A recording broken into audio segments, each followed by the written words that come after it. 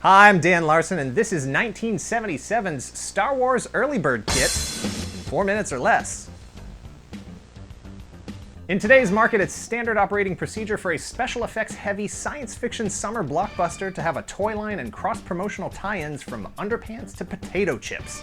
But things were different in 1977, so different that when Star Wars hit theaters in May of that year, Kenner had exactly 0 toys ready for sale. Kenner knew they were not only going to miss the opening date of the film, but based on the timetables, they were also going to miss Black Friday, Christmas, and Groundhog Day. The only items Kenner was going to have ready for Christmas were some puzzles, a board game, and some paint-by-number kits, and even in the 70s, those kinds of Christmas gifts sucked.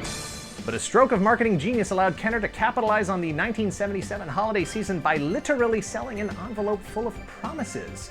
$10 guaranteed customers that they would receive the first 4 $2 action figures before they hit store shelves in 1978? For your $10, you got an envelope with some striking, albeit slightly misleading, artwork, a mail-in certificate to order the figures, 2 photos from the film, some stickers, and a stand to put your figures on. Pegs and figures to be provided at a later date. This was the sales and marketing equivalent of doing your science fair project on the bus ride to school the morning it's due.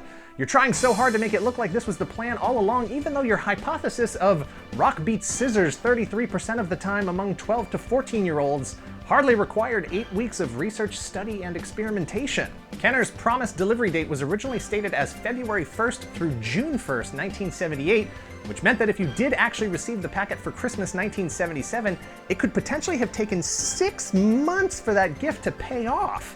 I like vintage Star Wars figures as much as the next collector, but nothing short of Darth Vader himself showing up at my door to hand-deliver those 4 figures would have met the bar of anticipation that 6 months of waiting had built up.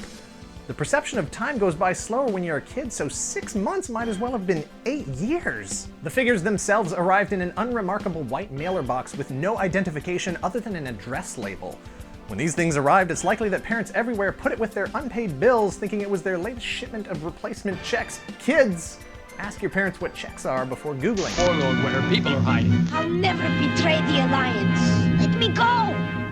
Let her go, you 2 pieces of space junk! You! Yes, it's me.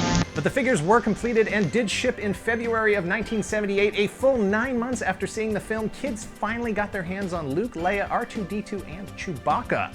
Similar in size and articulation to Fisher-Price's Adventure People, which debuted in 1975, the 4 figures brilliantly showcased where the line would go in terms of varying sizes, accessories, and play innovations. Luke Skywalker featured a telescoping lightsaber that was molded into his arm. Princess Leia came with her laser pistol and the trademarked vinyl cape synonymous with the line. Chewbacca towered above the other figures as the first alien offering, and R2-D2 featured a shiny rotating dome and emanated all the bleep-blooping cuteness that the character had come to be known for. And of course, there was also a baggie containing the actual pegs that could be plugged into the cardboard base from the Early Bird certificate package, completing the circle and finally making good on Kenner's $10 promise. The Early Bird certificate and complete good condition 4-figure kit are rare items. Loose samples will run in the hundreds, graded samples in the thousands, so if you're not a Star Wars collector, these are an easy pass. But if you're a vintage collector and have already completed your figure playset and vehicle collection, then these are a must-have, so buy them if you see them, and if you see 2, leave 1 for the next collector. This is all we had to record? Yeah, this is literally it. Holy We're at crap. a minute 15 Jeez. seconds. But the thing came up. If we Yeah, what are you gonna do? What are you gonna do? What are you gonna do? Thanks for watching. Please give us a like and leave a comment below. Make sure you subscribe or share this video on the internet so that everyone can revel in our bleep-blooping cuteness. Greg was raising the roof. I didn't know what to do. I didn't know what that meant.